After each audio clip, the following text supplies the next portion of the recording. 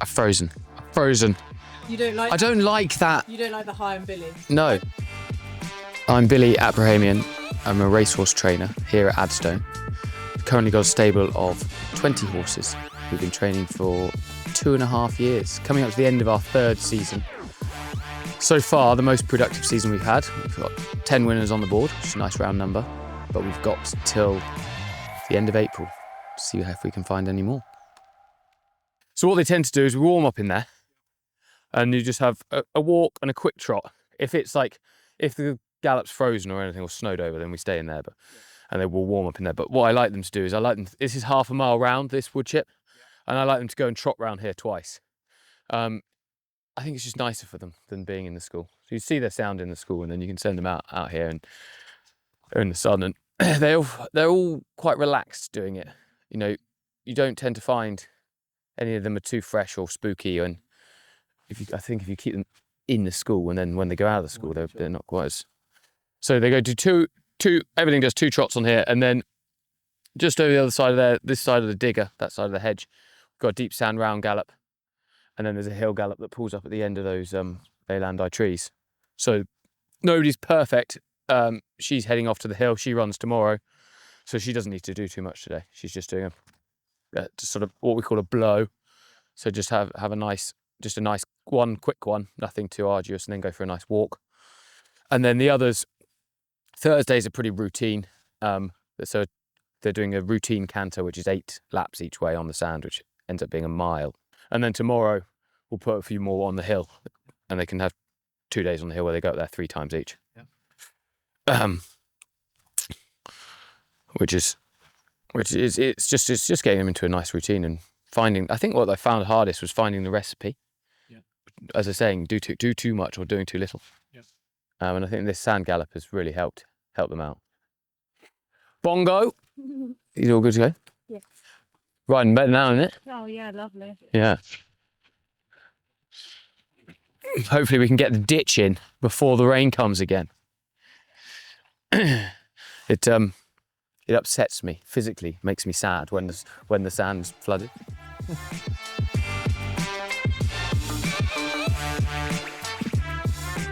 So we moved.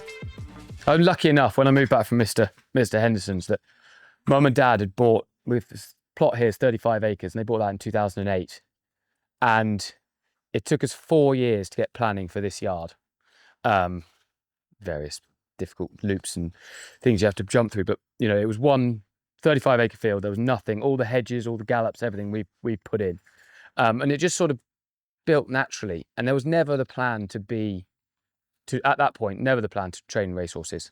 I was playing actually professional polo then, and I wasn't here. I was based down in Gloucestershire.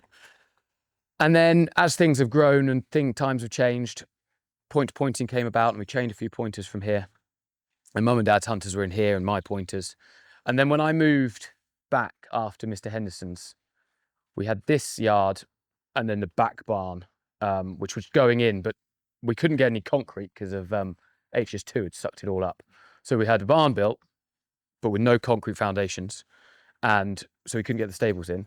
So, and at that point, I think I had 5. I'd been to the sales, and I bought 4 horses at the sale, and I had 1 that was staying, that was a pointer, that was going to go into training. So we had 5. So luckily we just filled up these few boxes here, and Mum and Dad's were in the end. And as time's gone, more buildings have gone up and more stables have gone up. And this front yard, I like it. These stables are really warm. I try and keep the fillies around here. It's something we always did at Mr. Henderson's. Always keep the fillies nice and warm. But they're also airy as well. And it's quite nice and communal. There's horses around here, you find they like different stables. So these are very different to the back ones. If you have a stressy horse, we've got a couple of them that don't like to see what's going on in the day. So they're right at the back. And I found if they're in here, they're not happy, but they are happy in the other one. So you've got a mixture. So we will keep mooching round. I'll be with you. Just have a little bit of a walk. I'll be 5 minutes.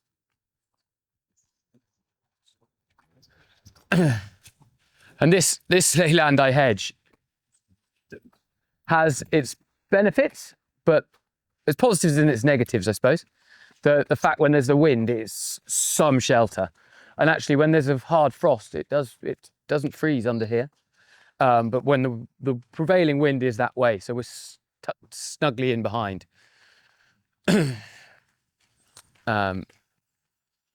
But like now, you're in the shade. But I think I'd prefer it that way. When you can be in one world here, go the other side of the hedge, and it's completely different. This is a 10 barn which we put up, as I said, just as I came back, which is just a nice open airy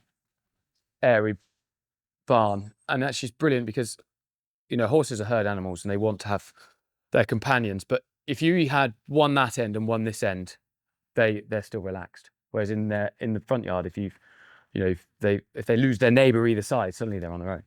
Whereas in here, they're not like that at all. They're always all very, very relaxed. And we have the windows open. All those windows can close, so when the weather comes in, you can shut it up. And then one thing I found with Mr. Henderson was we redid some roofs when we were there, and you want a vent up the top. So when they all come back in and they're warm and steamy, the hot air goes out and rises out, and it just keeps a nice bit of circulation going and ventilation. But they're all very happy in here. This is Hom Dunsoir, who won on Tuesday. Your boy, Darren, working away. How's he feel? Yeah, good. So we got some little turnout paddocks here, which we use in the summer. In the winter, obviously they just turned bogs, but so they'll come back into action soon enough. This is, I guess everything that we have to go racing is in this room, and this has to be the most organised because I have nothing to do with it. It's all Cara. So you've got racing breastplates, various different nosebands if we need them, different bits. This is called a bomber bit. This is for something that's very strong. Hasn't actually come out on any of our horses yet. We like to run them in these ones with these side cheeks just because it helps with a little bit of steering. Either those or a loose swing snaffle. Everything runs in a snaffle. We are racing tomorrow. Cara's already ahead of the game. So they have a travel sheet and then a sweat sheet as well. And then the colours, very important colours go in colours bag. All my horses run in boots. I think it just saves lots of little minor nicks and cuts that can actually, it doesn't take a lot for a horse to need just a few sutures in the side of a fetlock, and they can be out for a while. Those are worth their weight in gold. On here, various coloured brow bands that match the silks. And then we've got various different options of headgear should a horse need it. So this is a hood. This is for a horse that, if they're quite fizzy and busy, they've got silicone on the inside here, which just dumbs down any noise, and helps to sort of settle the horse and make them more relaxed. And then you've got the opposite. So you've got blinkers, which are just a cup over the side of the eye, and they make the horse concentrate a bit more goey. And then you've got a visor, which is basically the same as a blinker, but with a slit in the side. I find these are really good for horses that sort of are getting a bit older and a bit wiser, and they just seem to. I find they help them a lot. And there's also cheek pieces as well, which are fluffy bits of wool, which go on the side of their head. But as I said, this is Cara's zone, so I don't actually know. And then you've got the silks. Those are Hom Dunsoirs, carried to victory on Tuesday. All various exciting ones. These, where are they? These are the Razor Ruddock Racing Syndicate silks. Hopefully make their debut on Friday. You have to stamp on them. It's a new silks. Yeah, it's a superstition. That they won't be used again. And that's it. That's the organised bit of our operation, I suppose. Certainly the most organised. Oh, and these earplugs, quite literally, stick them in the horse's ears to help them switch off. So tomorrow, nobody's perfect. She wears earplugs down to the start, just to keep the lid on her. And that's that.